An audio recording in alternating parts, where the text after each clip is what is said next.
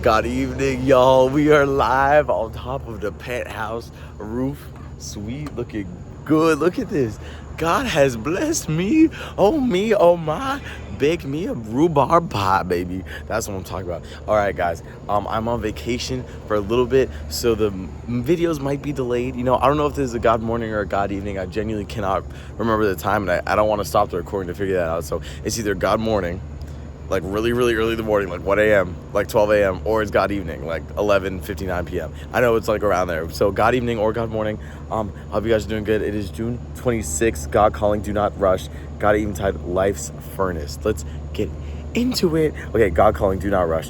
Learn in the little daily things of life to delay action until you get my guidance. Learn in the little daily things of life to delay action until you get my guidance. Guys, cease momentum, cease movement, cease advancing if it's not the proper advancement, right? If you continue to take your own thoughts, feelings, and desires into volition, and you continue to work based off of your own desires, then you're never going to actually learn God's way, right? So God's saying, before you take any action, pause and try to take the action of the Lord, right? Use God's guidance. And you could do these things in the little tiny decisions in your day-to-day life. It is really, truly so simple to try to get to know God and get a deeper relationship, a deeper bond with Him, right?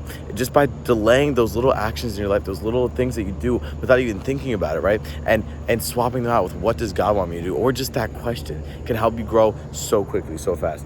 So many lives lack poise. For in the moment's decisions and the big things of life, they ask my help, but into the small things they rush alone. By what you do in the small things, those around you are most often antagonized or attracted. So the small things, your mannerisms, how you react, just little tiny things, that's what people are attracted to. That's what people really, really cling to, because that's part of who you are. That's your personality, right? And so people can tell. But the big things, right? If you pull up in a huge car, right, and you're like when you were getting the car, you're like, God, help me, please pray. I pray that I'm able to get this car. Please help me get the right one. Please help me make this good decision, right? And then you pull up in it, and everyone's like, wow, it's a cool car. But that doesn't tell them anything about you, right?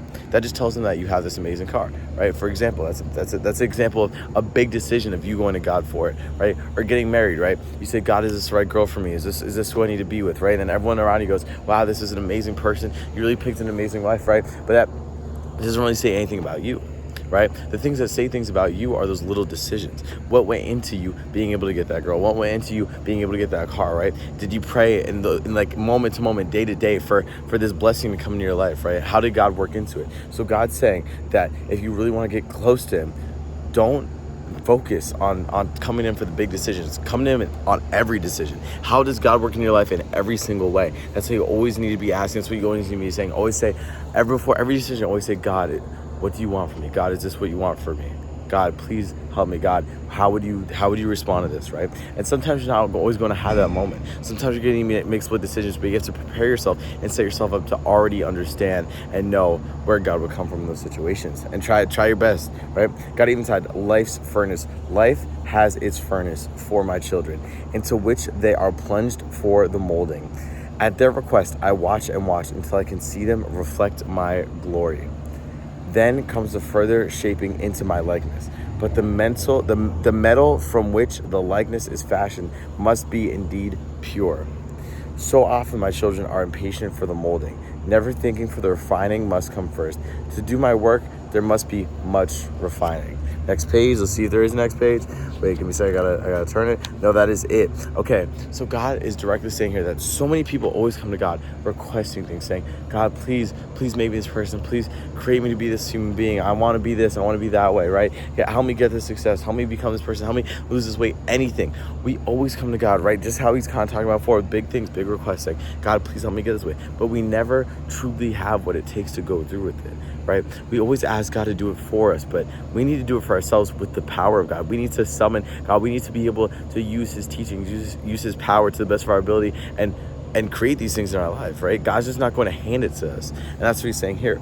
It's life's furnace, right? If you ask God to do something for you and just plop it in your hands, you're not going to mold yourself into the person that's going to be able to acquire those things. That's how it needs to function, right? Because if you get these things, if God just gives them to you and you're not able to handle them, you're not equipped for them, then you're going to lose them. You're going to use it for evil. You're not going to have the proper intentions for them that God's designed for you to have them for, if you actually work for them, if that makes sense. So let's reread that a little bit.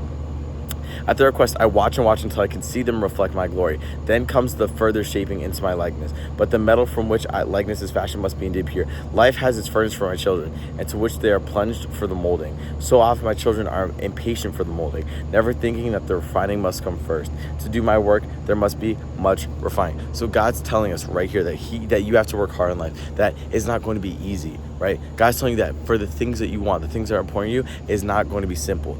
For you to be molded, you need to be refined. If you need to be refined, God's got to use some fire. God's got to use some heat. It's that simple. That is June 26th. Sorry, guys. It was a little all over the place. We out here, though. I'm having fun. I'm on vacation. I'm going to get you guys. I'm going to try to get it every single day. Hopefully tomorrow will be a little earlier. I love you guys. And with that, I will say amen.